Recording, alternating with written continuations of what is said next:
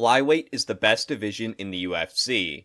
Okay, maybe I wouldn't go that far, but it's by far the most underrated division in the sport. Now, obviously we're talking men's flyweight. If you're unironically a WMMA fan, well... All your teammates is a bunch of fat. Now, let's go over why I think flyweight is great, then let's go over why I think people tend to ignore flyweight, and finally, let's go over what I think flyweight needs to break through. Why is flyweight great? They have consistently banger fights, simple as. Moreno vs. Pantoja is fight of the year 2023, for example, but it's not just the champs. Look like a prospect like Felipe dos Santos in his fight with Manel Kape at UFC 293. Literally his first UFC fight, it's on a pay-per-view, short notice, and it's fight of the night. So they're consistently producing bangers at all levels, but why are these fights bangers? Well, Happy Meal-sized fighters are able to be a lot faster than obese heavyweights, or any other division for that matter. Combine that with much more limited KO power, this results in absolute wars due to tons of strikes being thrown and fast, alongside tons of movement. This holds true on the ground too. You often see tons of great scrambles in this division due to their speed and size, plus simply being smaller, they just literally take up less space in the octagon, which allows greater freedom of movement. But it's not just the speed, they're still very skilled. That's what separates men's and women's equal weight divisions. The women's divisions still have that speed, but tend to be much less skilled. That's why women's bantamweight and featherweight suck so much, for example. They lack the speed of 115 and 125, but are much worse skill-wise than their male 135 and 145 counterparts. But that's obviously why Dana chopped women's featherweight, but that's a whole video for another time. Now, why do people ignore flyweight? I think people simply prefer giant freaks of nature fighting. There's a reason all the biggest stars in MMA prior to Conor McGregor were light heavyweights or heavyweight. You know, Chuck Liddell, Randy Couture, Brock Lesnar, etc. Big one-punch knockouts, I think, are simply more exciting for casual fans than 3 or 5 round wars. You know, since for one, it's simply a shorter amount of time. When people are new to something, no matter how good it is, a 25-minute fight is still a little bit much to watch compared to seeing Chuck Liddell knock someone out in the first round. Plus, the wars can often get very brutal and bloody, which can also turn off new fans until they get more used to the violence. Yes, KOs are brutal too, but usually there's not as much, you know, like gore and blood, essentially, right? You know, you can just kind of see the person go to sleep, and it doesn't seem that bad.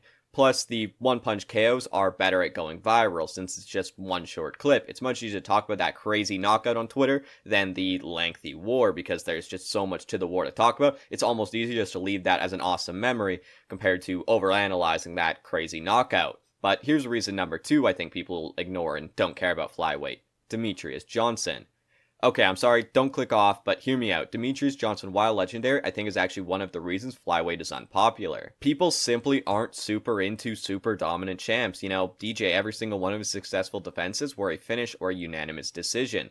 There's a reason the Sonnen and Weidman rematches with Anderson Silva were Anderson Silva's highest selling pay-per-views. People thought they were going to be competitive matchups because of the results of their first fights. Showing people are more excited for competitive fights than for a fight they know the champ will dominate. The other reason is because DJ is just a nice guy, and so when it's just a nice guy as the head of your division for so long, it's tough to make it grow. People want to hear trash talk.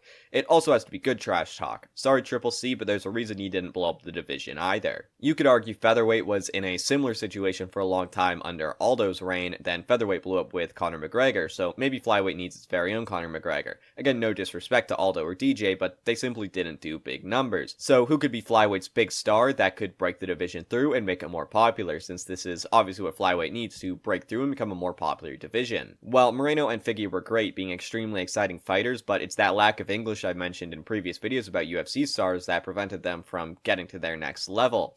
Even though they put on war after war, people simply can't relate as much when they don't speak English. Even beyond that though, compare Brandon Moreno to Alex Pereira, for example. Neither speak English, but Moreno is just a really geeky dude compared to Alex, who is this almost mythical stoic being, which makes Alex much more popular, even though they are also both very entertaining fighters, with Moreno actually arguably being more entertaining and exciting than Alex Pereira in the octagon. Okay, so if Moreno and Figgy couldn't do it, how about the current champ, Alexandre Pantoja? Well, you can see his social media following, there ain't a whole lot there. He has by far the least followers on social media of any current champ.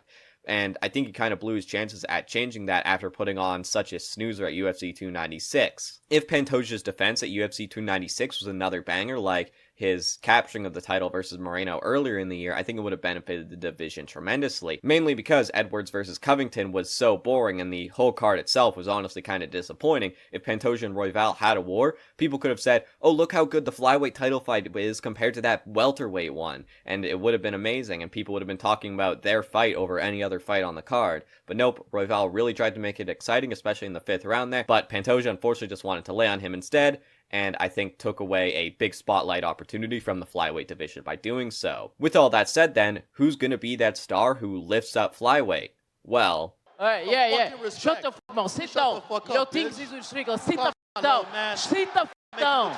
Of course, yeah, our boy-based Manel Kape himself, but I'm also going to give a shout-out here to Mokaev. Now, let's go over both of these guys. Of course, Manel Kape is hilarious, he's great on the mic, an entertaining fighter, and, you know, has no fear. He's going to beef with anyone, and that means people are going to pay attention to him. And Mokaev is a Dagestani, which automatically means he's going to get hardcore backing from every Khabib fan. So let's see if these guys get to the top level. I had a whole plan about doing Manel Kape versus Kai Kara-France headlining a fight night in New Zealand, using obviously that bad blood that they now have, but recently in an interview, Manel Kape said Kai Kara-France has continued to duck him, and Moreno versus Albazi has been changed to Moreno versus Royval too, so it's likely Kape's fight here in January at the first card of the year is actually likely going to be a title eliminator, so maybe we see Kape fight for the title here in June. And so if he wins that with a great performance and has, you know, a great call out on the mic afterwards, you know, could definitely, I think, help bring a lot of eyes to the flyweight division. And then for Mokaev, again, I think he can just work his way up the ranks a little bit more, and I think eventually he'll capture the title. And again, just the Dagestani points there. Simple as is. Maybe I'm right that people simply aren't as excited for little guys to fight no matter what.